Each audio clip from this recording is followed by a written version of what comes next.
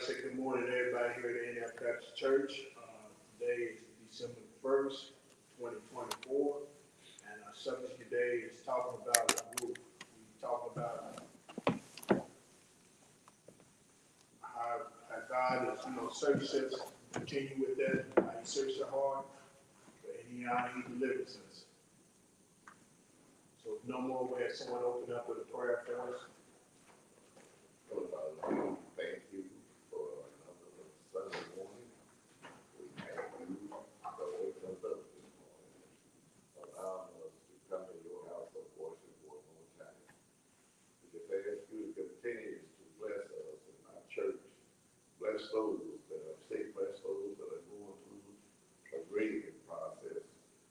Just touch them and let them know that you are still here watching over us. And you still have your arms of comfort around each and every one of us. And we thank you for loving us. So we just ask you to continue to bless and keep us. This we ask in the Son of Jesus' name. Amen. Amen. So we're mostly going to come out of the fourth chapter of Ruth, book of Ruth. One of the main things about this is how God always looks out for His people. And the thing is that it was a group of people who was in a foreign land. A woman, she lost her husband, she lost her two sons, but she stuck by one of her sister-in-law, stuck by her. You know, we always say that sister-in-law and mother-in-law can get along. This case shows you can. Depends on who the person is. You're talking about mother-in-law. Excuse me? Talking about mother-in-law. Yes. Okay. You said sister-in-law. Yeah, yes, mother-in-law. Yeah, mother-in-law. But it just shows you that people, sometimes people outside your family are closer to you than people inside your family.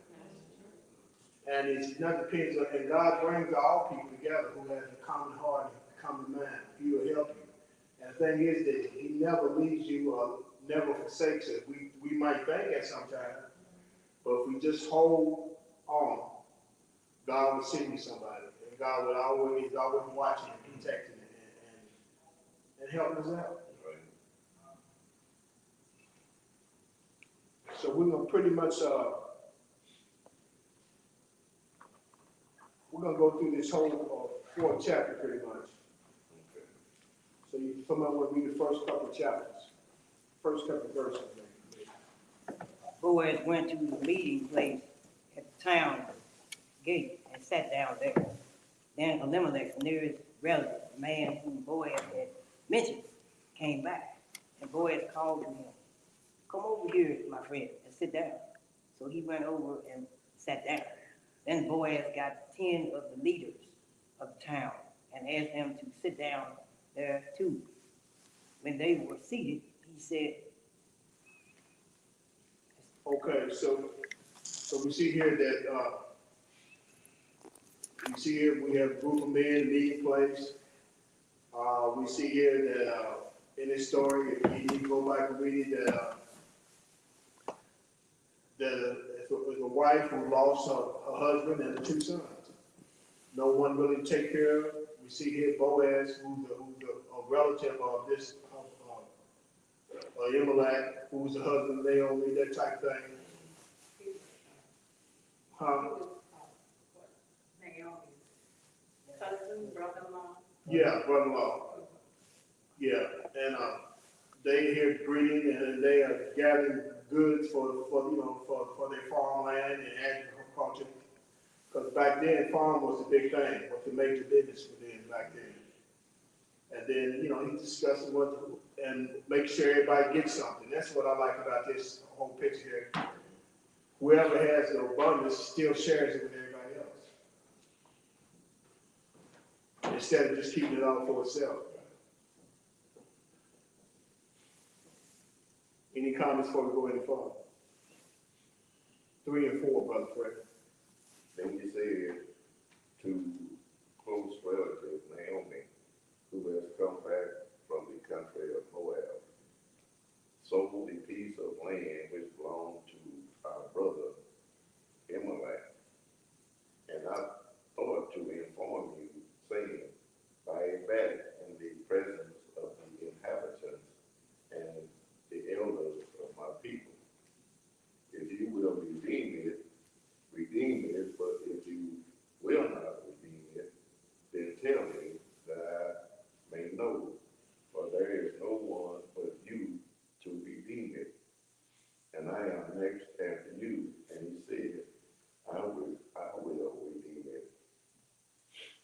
So the interesting part of this is you got somebody who's part of, not exactly in the direct part of the family, but willing to help to make sure the family stays together. You know, like say name that, no husband and no sons, nobody really support her. He's going in and just pretty much saying, hey, I'll help you out. If you can't buy it back, you can't keep your thing, I'll go in and buy it for you, make sure you'll be okay. And that's what God doing for us. He redeems us all the time. He buys back the sin, the hatefulness, all the things that we do wrong. He paid the price for it with blood. And that's what this example is kind of showing you here, right here, that God is always looking and redeeming us, even though, you know, we don't even know it or don't even, you know, think about it. Any comments on that?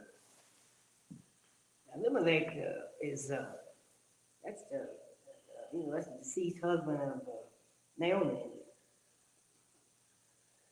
Yeah. That's her husband, yeah. I don't know where exactly was that, Boaz exactly, was that his brother, but they was kin some kind of way, maybe first cousins or a nephew or whatever. We know they were direct kin. But he's pretty much, what he's doing is stepping in to help out on the family.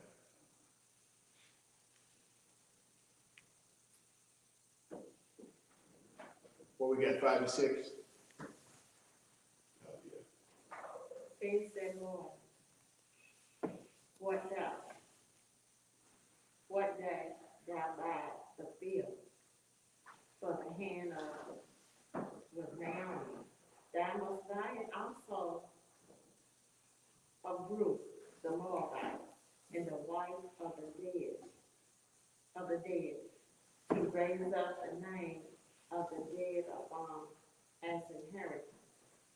But the kinsman said, I cannot redeem it for myself, lest I marry own inheritance. Redeem thou my right to thyself, for I cannot redeem it. Okay, so what he's saying is, he'll buy back the land that she had to sell or get ready to lose. He's not doing it, he said he can't do it for himself, but he'd do it for her sake and her family, you know. What he's saying, he just makes sure that they keep what they have. It's almost like today, you know how you can't pay your property tax on your house or whatever. Your cousin or brother or somebody will come in and buy it, go ahead and pay the tax for you. They name might be on it, but they're gonna give it back to you, you know. Just make sure you won't lose what you got. And how many times have people lost property on that?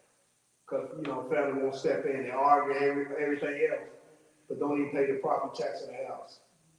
And look, we lose a lot of property that way. Yeah, that's how a lot of these small towns, like, Yeah.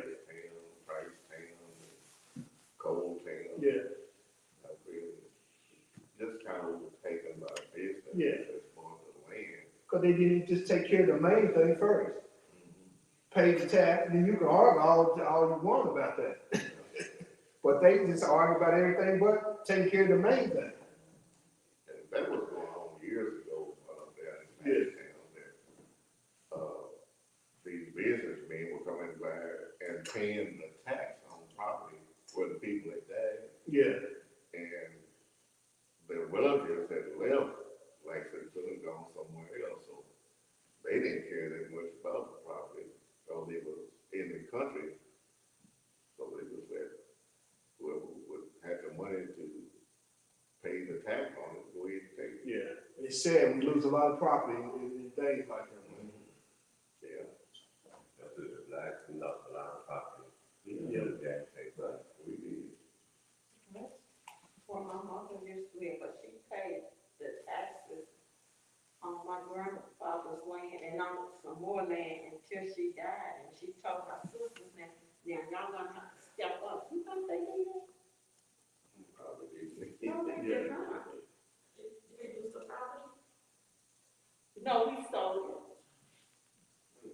Cause they didn't wanna pay it. I said, I said, we just go ahead and Yeah. and sell it. But when you ready to sell it, everybody comes in there and over. Yeah, they what wanted, they share. they wanted their share. Yeah.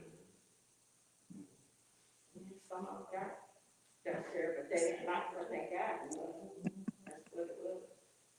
That's all I think about that, when we sell, you don't get what we had.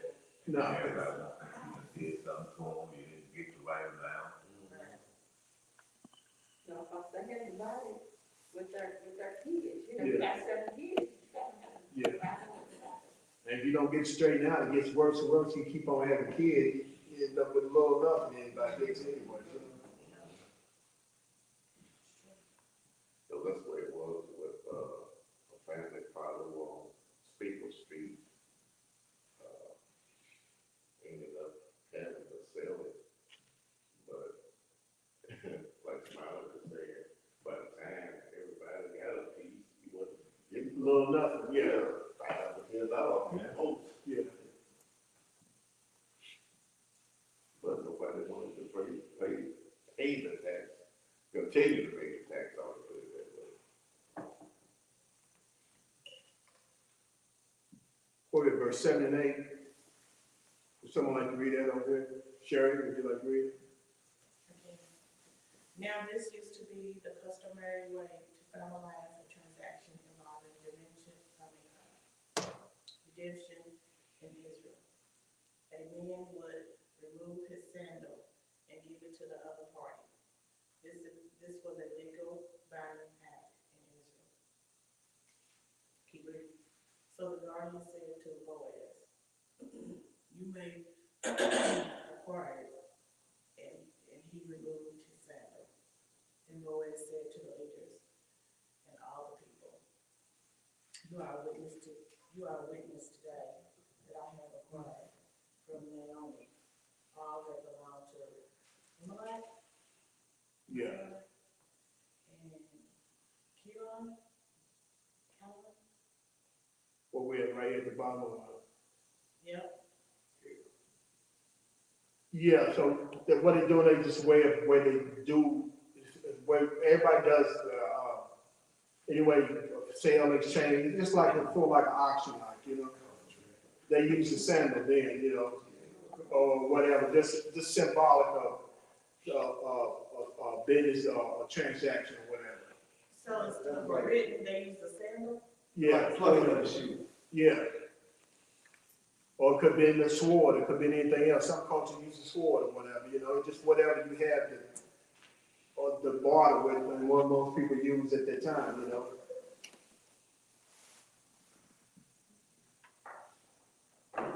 But the thing is how he steps in, that's what I'm put on it. He didn't go have to do this, now he's a real successful man. Boaz said, you know, he's got plenty of land and well off and stuff. But he had enough sympathy and compassion and heart to make sure that other people don't fall short. That, you know, he basically went out of his way, because he had to do this, because his family well off. He's well taken care of. But the love of God in his heart compelled him to do this. Yeah, that's something, especially with buying strange by somebody that has some money, so usually if they buy it for themselves and Yeah. try to sell it to make a profit off of it. Turn it over, like you said, turn it over to something bigger, flip it to something else. Yeah. Like if people flipping property, what people do then, they buy some property, try to fix it up and sell it more, get something bigger, you know, that type of thing. But he wasn't concerned about it, he was just concerned about her well-being.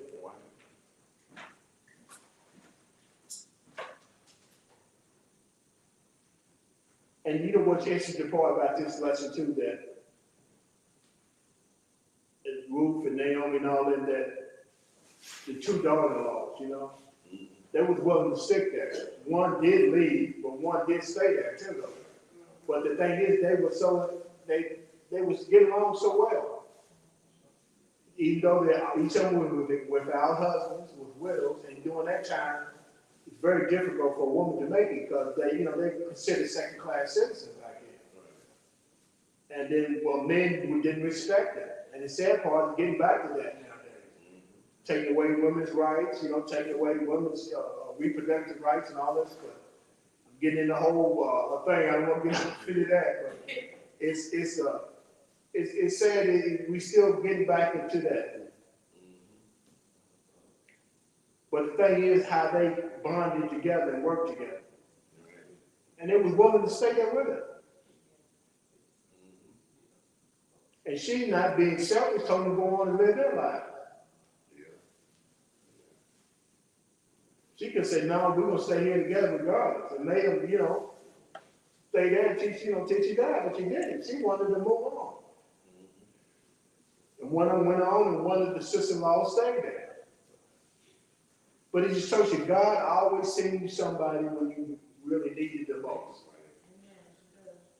And it's not always church people, unfortunately. He can send anybody. But he don't look at what denomination or what church you go to. He looks inside a person's heart. And what would this church be if it wasn't for people outside the church that didn't help us? We have more people that don't belong to this church that help us than people that in this church that help us. And it's the same type thing. That God always sends people in to help us, to help you, help me, help all of us. We just have to be willing and openly willing to accept. And some people don't even want to help. Right. I just want to understand you're miserable and you got a bad situation, but you reject the help. There was a young kid I saw on TV years ago. He, I think he was about 18 or something. And he didn't want his parents or nobody telling him what to do. And he made the statement, I don't need anybody. And he left. But he was living out on the street and was begging for money. So you needed somebody. You have to make your mind up, don't you? Yeah. That pride makes that pride. The pride is something else. Yeah. Everybody everything else. Mm-hmm. So you have to humble yourself. So what we at verse 10? More Luke, and the more about the wife of Marlon, and I purchased to be my wife, to raise up the name of the dead upon his inheritance, that the name of the dead be not cut off from one his brother from the grace of his faith. You are witness this time. Okay, so this is interesting. He not only willing to save her property, he's willing to marry one of the sister-in-laws to make sure they set, So he gonna guarantee you they gonna survive and that family tree gonna survive. Like I say, he don't have to do it all. He probably got his pick, because he's probably a young guy, he's a good guy, money, plenty, got everything going on. So he didn't have to do this. But the love and the motivation from God caused him to do this. And he was concerned about his family, outside himself, And that's very interesting, because it's not like it today, because we live in a me, I society, I get all I can get, maybe I might throw you some crumbs, but don't depend on it, And it depends on if I'm not mad at you or not, So he was a very humble man to be somebody who's well and successful,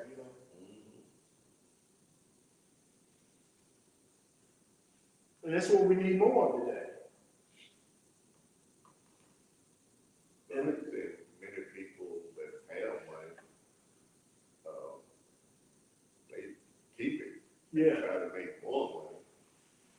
And, I've heard them say, well, I made mine, you make yours. Yeah. And didn't care what you needed it for. And then they get the impression that they did it by themselves. Yeah. That's what gets me. Yeah.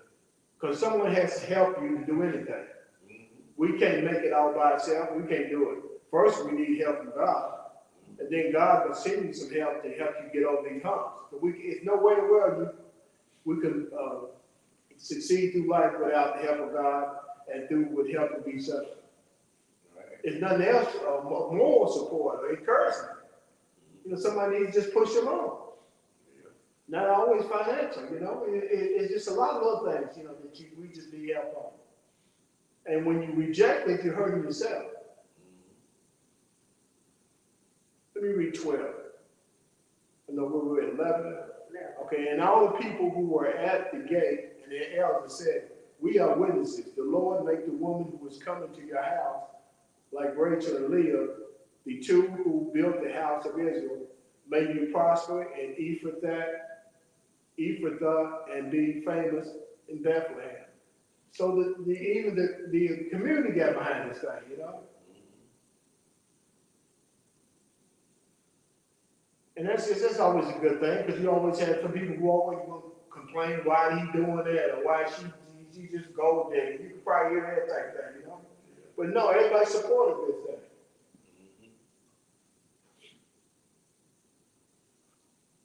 And the encouragement, that's what I like about how the community got together on this thing, looking out for one another.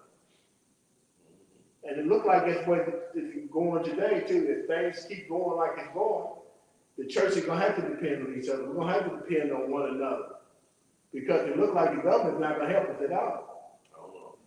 So if we don't start looking out for each other, pretty much like this, and it's a good time for the start, really. It shows you if we get together what you can do.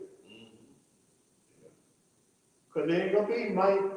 They're going to try and mess with Social Security, try and mess with Medicare. They try and mess with this, try and mess with that. I said, when I get ready to retire, I've been talking about all these years. Now you're talking about taking. But children of God, he's gonna make ways out of no ways for. I'm not concerned. I'm not worried about that. But I am concerned about it. But this book, this lesson encourages me about that. That he's always going to take care of his people. We just have to have faith and believe. And then we just don't need to sit back. We need to help other people as well. A lot of times we sit back in a little pity party and don't do nothing and make things worse, you know. Instead of getting involved, and he send more people, send help, or whatever needs to be done. He supply all our needs, not our wants. And I think that's what we get confused on a lot of time too. Yeah. So sometimes we want a lot of stuff. Yeah. But we don't really need it. And you don't know what to do with it when we get it.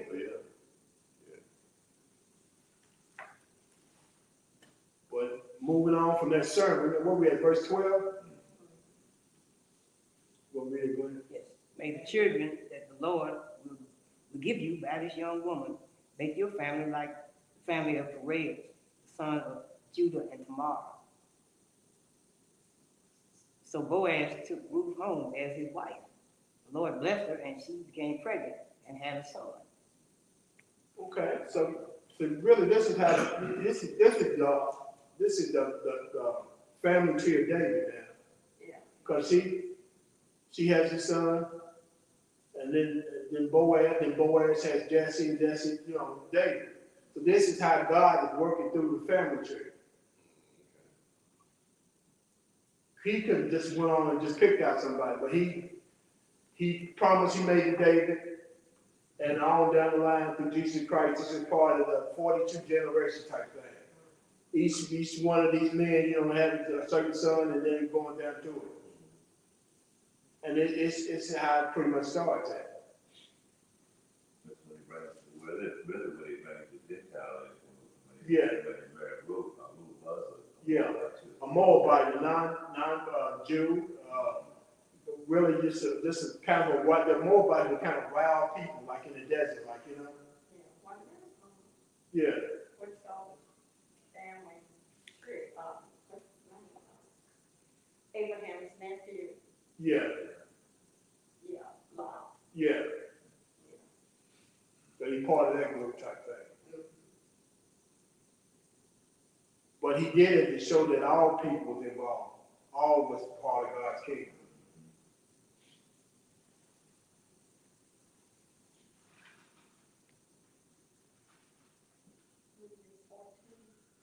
Yeah, we're 14. And the woman said unto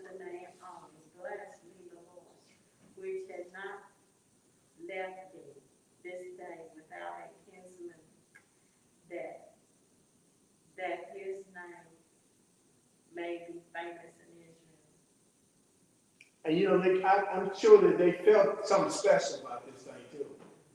Because it just came together too smoothly, you know. So they knew it was something spiritual, maybe something that's unusual that happened when all got together like that.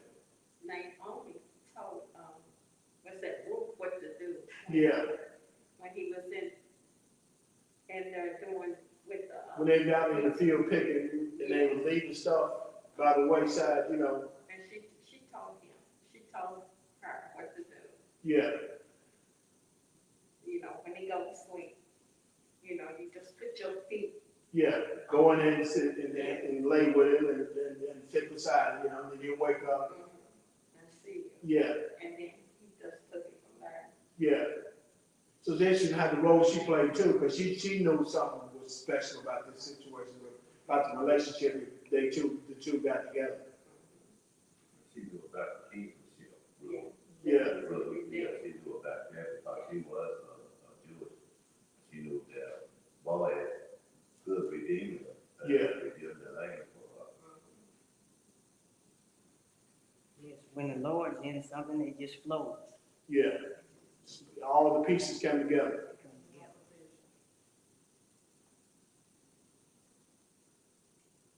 And if we look back in our own life, how we see how God works in such situations, we think with no answer.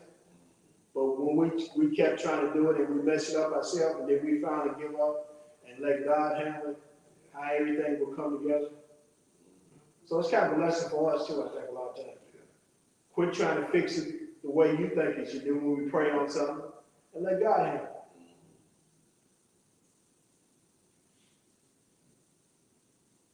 Because we all think we got a quicker and better way. And then a lot of times it causes us to mess up more or push us back, you know. Instead of sitting back and letting God handle it for us. I think we'd be much better off in all situations.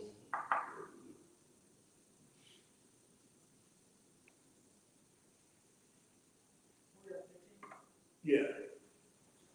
He will encourage you and provide for you when you are old. For your daughter-in-law, who loves you, has given him birth. He is better to you than 7 sons. Naomi took the child and placed him on her lap, and she became his caregiver. That's this interesting part of 15 said that this daughter-in-law loves you better than 7 sons. So that's something special right there. That's what he was saying about families. Yeah. And like I say, I don't know if your kids or your sister or brother love you that much. Right. Some of them you do, some of them you don't know. Yeah. And it's sad to say, but it's the truth. But see, like you said, it's a woman who really outside the family, loving her mother-in-law more than she in her own blood. Happens. Yeah, and it happens all the time.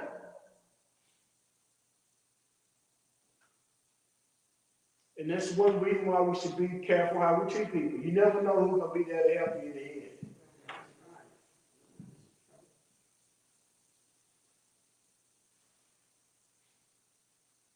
But she was really love her mother-in-law to say that. So that must really be they must really talk. And it just shows you how the influence, if you're a good person, how much influence you have on other people. You don't know how much blessed you are. And because she blessed everything around her. That's why we should be jealous of somebody being blessed. If that person's blessed and you're around, you're going to be blessed too. God just don't bless that woman. He blesses everything around her. If it's this church, he's going to bless everything in this church. And he's going to bless your family as well. That's why we should always encourage and you know, greet people when they're blessed. Don't be jealous. Just acknowledge it. Because your turn is coming around. You got blessed for everybody. And it might not be the same blessing the way he's blessed or I'm blessed, but you're gonna be blessed. And the point that you're able to be here, you blessed anyway. But some people don't look at it that Yeah. way. We always think blessing is coming in monetary, money type thing. Could be anything, health, peace of mind. It could be, you know, just, it could be more numerous things. Your family protected, you know? We just always think it's always money. It's more than just money. It could be anything. And there's a lot more things more than money, you know? Spiritually, you know? It can go on and on.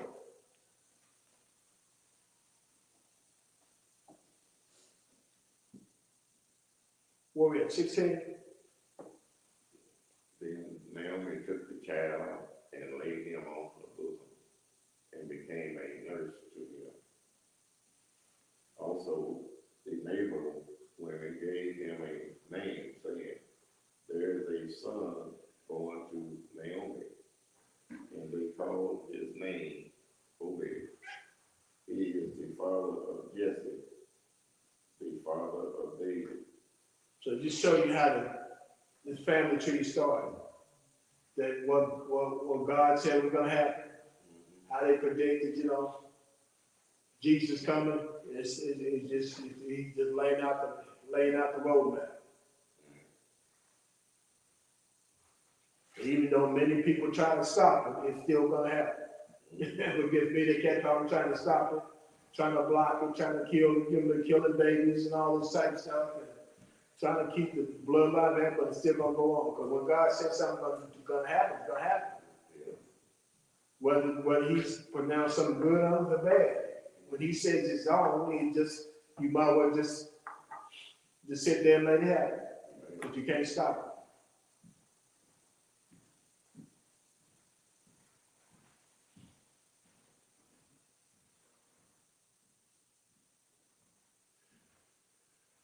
Got any questions about the lesson today?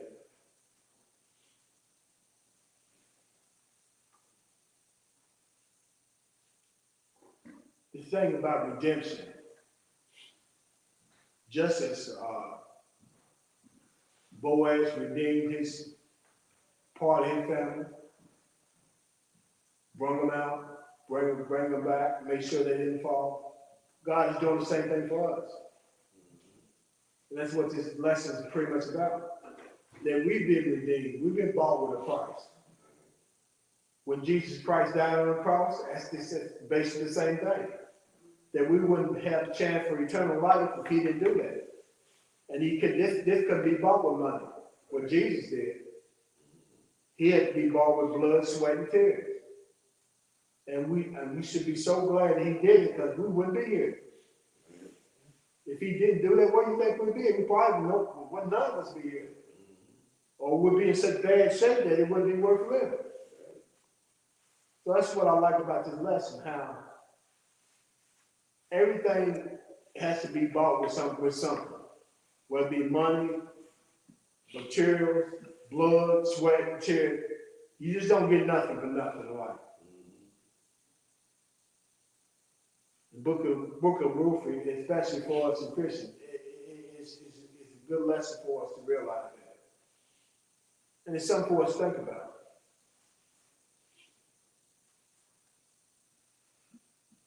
Got any comments on that before we go?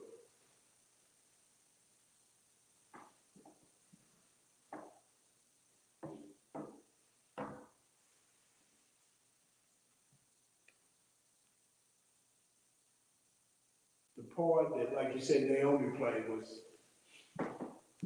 she kind of orchestrated everything, didn't she? How she had Ruth go out to the field, how she had him to go meet him at a certain time, how she told him when she met him, where to go at, how to act. So she played just as important role as anything. Yeah, she even told her what field to go Yeah, to get a food for her. yeah, No, when Ruth went back home, Ruth already, she was, I would say she was already in the religion when she left. yeah. So just like us, once you hear it, you can fall away, but you're always coming back, what I'm saying? You were welcome back, and she was welcome back into whatever they call it, tribe, man. So she knew all the rules and regulations of it. And she told Ruth, how to, the generation. So I think my God didn't work, you have to understand that. But she knew how to do it, how to do it. Let's say that she knew how to do it, how to do the redeeming and all of that. And then the whole thing about this place too, the whole community situation, how they rallied together to help one another. When they did have a plenty of food, whoever farmer was, he didn't just take it all and build bigger barns and kept for himself. He left some aside so others who didn't have it can get some. I think he got the corners for the Yeah. people, Yeah. the corners. Well, it wasn't supposed to take it all anyway. They're supposed to leave 10% in Yeah. Yeah. for the That's what they did. Yeah. But that's not like that today. Everybody grabs everything. And they get mad, they leave some behind. And we have to change that way of thinking if we're gonna still survive and still be part of God's people, you know. Greed is taking over our lives.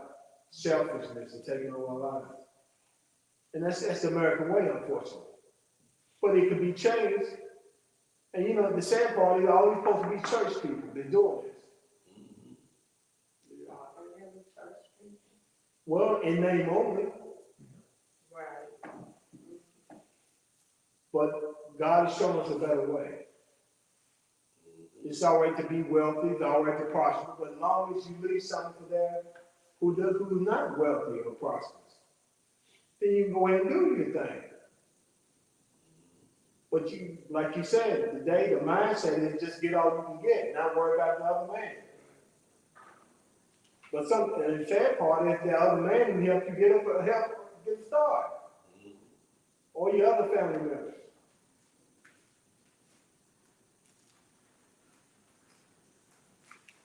I think before us, we just need to remind ourselves of that, you know.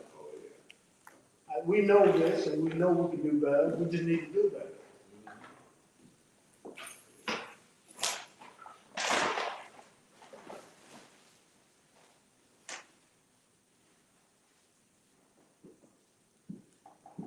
So the Book of Ruth is always take time and you just have a good time to read through it. Pretty interesting book.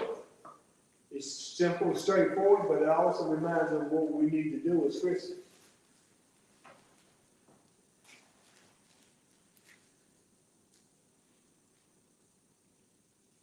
And it's not just our family, immediate family. We all part of God's family.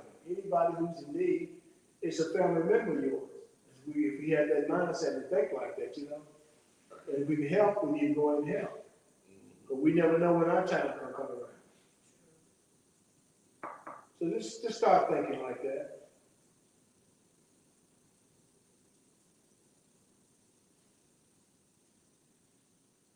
And it's a sacrifice, of course it is. But it's not the biggest sacrifice Christ did for us.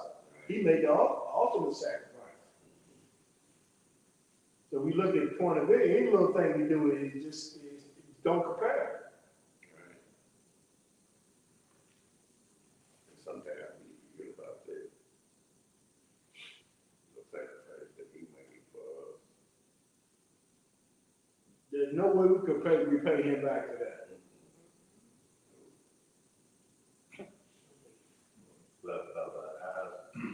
But by us believing in our faith in Christ, we are making our atonement forward.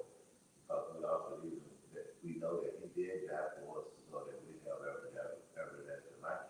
But you just don't stop. You have to keep working towards that. And we have to show others as well. Yeah.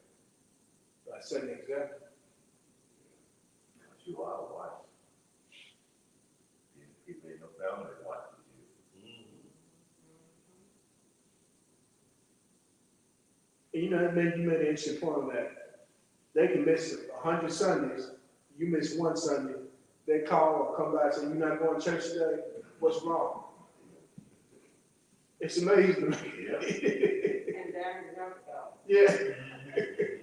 But you know, there's some believe that you are there like this way. Yeah.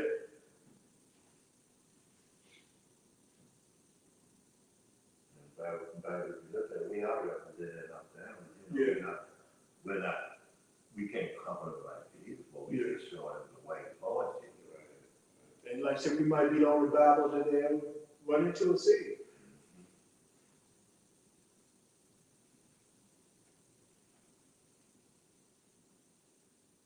If we don't get nothing else out of the lesson, is that we all part of God's family, and that we need to watch out for one another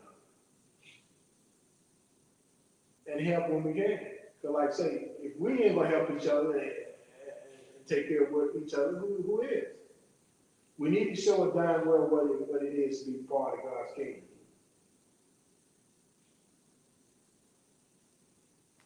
But it gets hard sometimes, Oh, it gets very hard.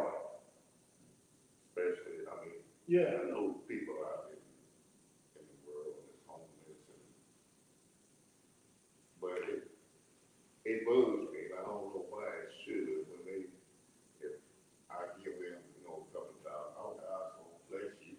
Well, he's already blessed me to give you Let's take the $2 wrong, But then take you to do something the opposite of what they said they're gonna do. Yeah. But see, it's not our, we done our part. We can't worry about what that other person did. We did what God wanted us to do. What he do, that's on him, And he used to bother me as well. Because you know exactly they did do the wrong thing. But like I say, it's not up to us. We supposed to just help when God compels us or inspires us to do something. And not worry about what, because he's going to bless us for what we doing what we supposed to do.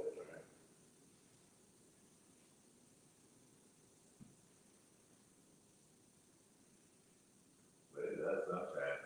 It's body, when you do give out those funds and you know what they're gonna go do with it. Yeah. It kind of bothers me. Yeah. And Cause that's understandable. I was there. So, Yeah. I know, Yeah. I was there, but then again, I got out and, I'm giving back to you, keep you down. Yeah. But how can I tell you how to get out if I keep feeding you? Yeah. It's a point of where it's thin line between enabling and helping a person, Because sometimes we make the matters worse, so, that's the way, yeah. Cause I had this one guy, every time he see me, he had to ask me for something. It didn't matter. His point was to ask me. He said, so one guy just got, man, you got to quit doing this. Yeah. You got to quit doing this. No matter where he see me, he will always ask me, Just run it in the ground. Yeah. And then keep for somebody who really needs it, who get it, But if you can see that they're gonna take the money and run it, I don't think you give it to them. They need food, you know what I'm saying? A lot of people- Sometimes we have to just ask God for clarity on the Yeah, situation. yeah, that's what I'm saying. But you can see that. Yeah. By the Holy grace of God, the Holy Spirit. Because we know that maybe that one time he might go ahead and do it for a change. It might, Yeah, and there might be 100 times, we don't know. Smell all that booty on them. Yeah. Yeah, I remember one time years ago, I was coming out of the bank, and this guy was, walking up to the bank.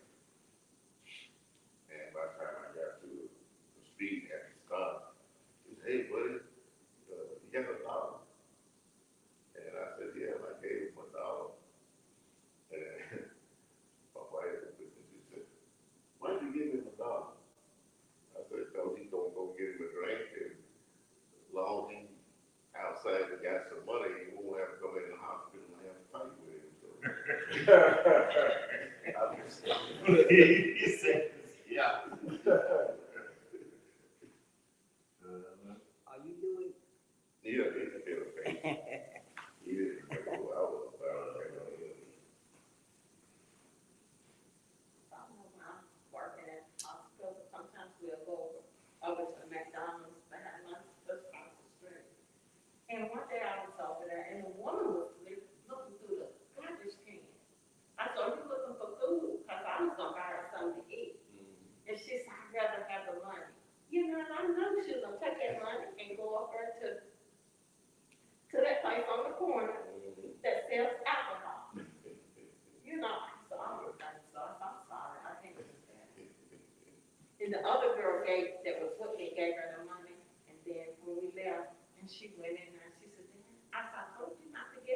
She didn't want no food, she wanted money to go get her something to drink. That's right, that's right. If you can see that, don't give it, don't give them money to go get a drink. But the girl that was with me, Now, like Tony said, you know, it's your heart. If you give, it's okay. You know, what they do with it, it's up to them. Right, you really just can't control what they do with the money. Yeah. Just give from your heart, it's on them to do the right thing. but I was gonna buy her food, she said, can I have the money? I said, no. She wanted to get something to eat before she wants something to drink before she eats. The girl that was with me, She might have to have a drink too. the girl that was with me gave her the money. And she said, I can't believe that, I did. I just think we just have to pray to God for clarity and all stuff like that. But when you but you need to make sure you keep your heart open to help when someone needs help. I have that thing where God will tell you which one to give, because you know you got some like the one up here on the end of right. Everybody sees it up there every day about the gas station up there, on the corner, and they're like that. He has it every day, but if you watch it, he's changing his clothes every day. Yeah. You know what I'm saying? So to him, it's a job because every day he's got different clothes on. And if you bed in bed, how come you always changing your clothes every day? You've got to have a home to go change. That's why I don't get that one now. Right. Cause I see him every day when I pass him. He's not in need. He just I out. know you're talking about. The one right there on the corner. He just pretty good for somebody supposed to be, but that's. Every day he changes his clothes. Yeah. And he's out there all day, but that next day he got a different outfit on. Now, if you know, maybe that's how you get your money to change every day. You're not in need like you saying you are. That's my personal opinion on that. You know, I see them almost all the time. I live in my way, but I do give. But when I might need it.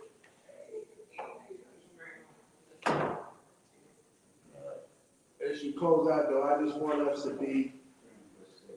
remember that our church should be one big family, actually, that we should celebrate, the time to celebrate, someone in emotional distress or whatever, sympathize with them, but also be willing to help one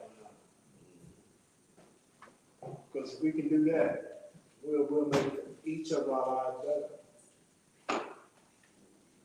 That's where we have to just stay prayed up. Yeah. I've seen people that believe it just make a living big. Some do. Yeah, they use you till they use you. Yeah. And when I was working, it used to be, when it wasn't required, I think it was first year you into, Get into certain situations. yeah, I had so much money to take down your check for you. Yeah. Oh, yeah. Yes. You know, please, main one. Yeah. And then they have the low. But hey, by the time you You have wanna all that taken out, you didn't have a whole lot for yourself. Yeah. Any closing remarks before we close out?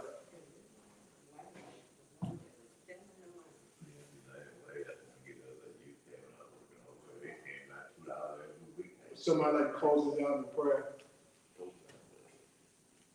Heavenly Father, we just thank you for this day, for health and strength, for wisdom from your word. Just help us to grow through our Sunday school lessons and all the sermons we've heard, and just take heed to everything we've heard, and of course have compassion for the fellow man